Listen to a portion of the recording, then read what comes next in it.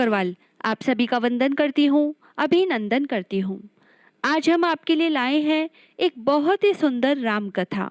भगवान श्री राम, लक्ष्मण और सीता जी पिता दशरथ जी की आज्ञा पालन करने के लिए वनवास चले। रास्ते में सारे तीर्थ, गंगा, जमुना, गोमती वगैरह में तर्पण किया। वन में फल फूल कंद मूल खाकर जीवन यापन करते रहे।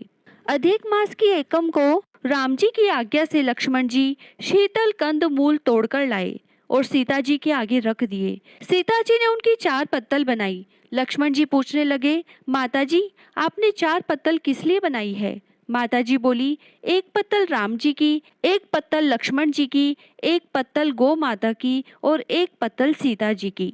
राम और लक्ष्मण जी ने अपनी अपनी पत्तल उठा ली और एक गौ माता के आगे रख दी। सीता जी ने अपनी पत्तल नहीं उठाई और ना ही गौ माता ने। राम जी ने सीता जी से पूछा, आपने फलिहार क्यों नहीं किया? तब सीता जी ने कहा, मेरा तो राम कथा कहने का नियम है। राम कथा कहने से पहले मैं फलिहार नहीं करूंगी। तब राम जी ने कहा कि राम कथा मुझे सुनाओ। सीता जी बोली, आप तो हमारे पतिदेव हो, आपको राम कथा कैसे सुनाऊं? लक्ष्मण जी बोले, माता जी राम कथा तब आप मुझे सुनाओ। तब सीता जी बोली, आप तो शादीशुदा देवर हो, औरतों की बातें औरतें ही जाने। तब लक्ष्मण जी विचारने लगे कि वन में औरतें कहाँ से आएंगी। तब लक्ष्मण जी ने धरती पर माया नगरी बसा दी। उस नगरी में सभी चीजें जैसे महल, मालिया, बर्तन, कपड़ा, काम करने की सभी चीजें सोने की थी। उस नगरी का नाम सोने की नगरी रख दिया। इस सोने की नगरी में आदमी और औरतों दोनों को काफी गर्व था। कोई भी व्यक्ति गरीब नहीं था। राजा से लेकर रंक तक सभी गर्व में पागल थे। तब सीता जी उस नगरी में कुएं पर गई। वहां पनिहारियां पानी भरने आई। उनका मटका, झालर और हिंडनी तीनों सोने की थी। सीता जी कुएं पर बैठी औरतों से राम राम बोली, पर किसी भी औरत ने राम राम का जवाब नहीं दिया, क्योंकि वे तो सभी गर्व में डूबी हुई थी। थोड़ी देर बाद एक लड़की आई और सीता जी ने उससे भी राम राम किया और बोली, आप हमारी राम कथा सुन लो। तब लड़की ने कहा, आपकी राम कथा मैं नहीं सुन सकती, मैं तो अपने घर को जा रही हूँ। सीता जी बोली, मेरे राम लक्ष्मण भूखे हैं। लड़की बोली, कौन से राम लक्ष्मण, मैं तो घर जाती हूँ, मुझे तो मेरी माँ बुला रही है। इतना कहकर लड़की अपने घर को चली गई। सीता जी को गुस्सा आया। पूरी सोने की नगरी पीतल की हो गई। माँ ने पूछा, पूरा जेवर, मटका, हिंडनी सब खोटा कहाँ से कर लाई? लड़की ने कहा, मुझे तो पता नहीं, मैं तो जो पहनी हुई गई थी वही ले आई हूँ। पर कुएं पर एक सुंदर सी तपस्विनी बैठी हुई है। उसने कहा कि मेरी राम कथा सुनो, पर मैंने ना कर दी। जिससे उसने कुछ टोटका कर दिया हो तो मालूम नहीं। माँ बोली, जाओ उसकी राम कथा सुन आओ। वो तपस्विनी नहीं है, वो तो सीता जी है। वापस जाओ, अपने घर में रिद्धि सिद्धि हो जाएगी। अपनी तो पूरी नगरी ही पीतल की हो गई। लड़की बोली, मैं वापस नहीं जाती। इतने में बेटे की बहू आई। उसने कहा, आपकी आज्ञा हो तो मैं सीता जी के दर्शन कर आऊं और राम कथा सुनाऊं। सासू बोली, जा बेटी, सीता जी की राम कथा सुना। गहना कपड़ा सब पीतल का ही पहन जा।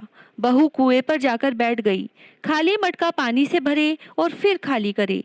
यह देख सीता जी बोली, आपके घर में कोई काम नहीं है क्या?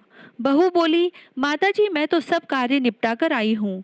तब सीता जी बोली, तूने मुझे माता जी कहा, यह सुन मेरा मन खुशी से हर्षित हो गया है। अगर समय हो तो मेरी राम कथा सुन लो। बहू बोली, माता जी आप राम कथा सुनाओ, आपकी राम कथा सुनकर ही घर को जाऊंगी, क्योंकि चंदन चौकी मोतियों का हार, राम कथा हमारे गले का हार। राम ध्याऊं, राम मनाऊं, राम कहे तो परदेस जाऊं। सीता जी ने कहा, तुमने मेरी इज्जत रखी, भगवान तुम्हारी इज्जत रखेंगे। हमारी मृत्युलोक में तूने सहायता की, तुम्हारी भगवान स्वर्ग लोक में सहायता करेंगे। और सीता जी ने राम कथा सुनानी शुरू की। बहू राम कथा सुनने लगी।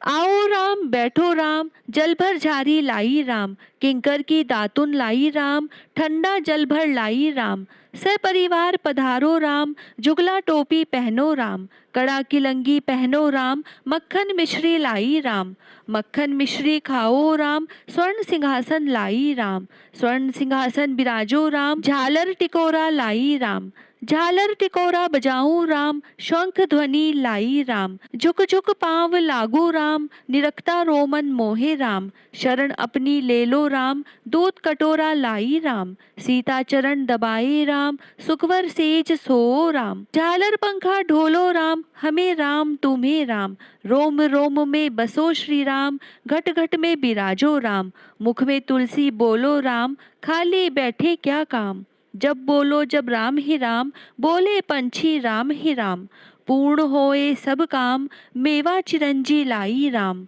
रुच रुच भोग लगाओ राम, खट्टा मीठा चखो राम, चरखा परखी लाई राम, चरखो पखो चखो राम, जो भाए सो ले लो राम, मन में धोखा न रखना राम। राम कथा पूर्ण हुई तब सीता जी बोली, आपने हमारी राम कथा सुनी, हमारी सहायता की, आपने हमारे भूखे राम लक्ष्मण को खाना खिलवाया, भगवान आपको सातों स्वर्ग का सुख देगा।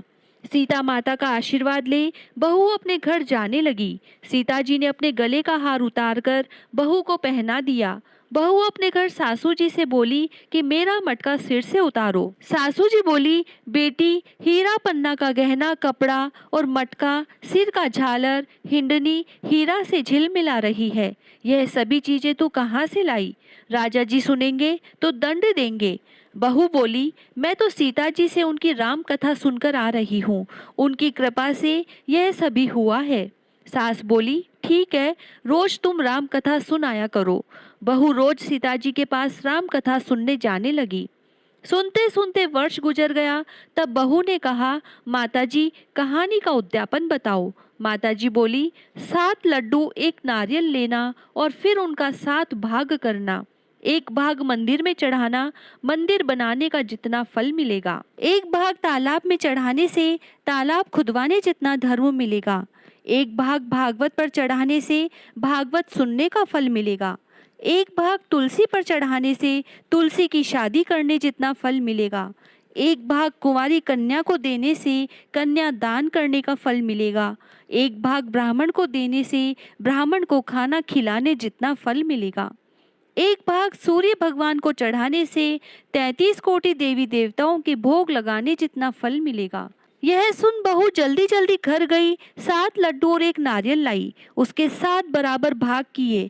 1 भाग मंदिर में, 1 भाग तालाब में, 1 भाग भागवत में, 1 तुलसी में, 1 कन्या को, 1 ब्राह्मण को, 1 सूर्य भगवान को चढ़ाया। सूर्य भगवान को चढ़ाने से 33 कोटि देवी देवताओं ने भोग लगा लिया। अब बहू फिर सीता जी के पास आई और बोली कि माताजी, मैंने सब उद्यापन कर दिया। तब सीता जी बोली, अच्छा बहू, अब बैठ जाओ। 7 दिनों बाद बैकुंठ धाम से एक विमान आएगा और 7 दिनों के बाद ही बैकुंठ धाम से विमान रिमझिम करता आया।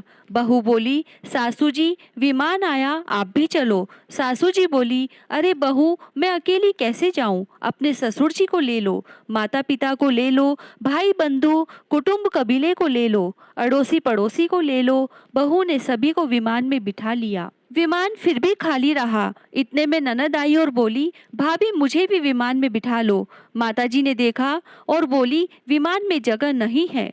बहू सीता जी को बोली, माताजी, हमारी ननद रानी को भी बिठाओ।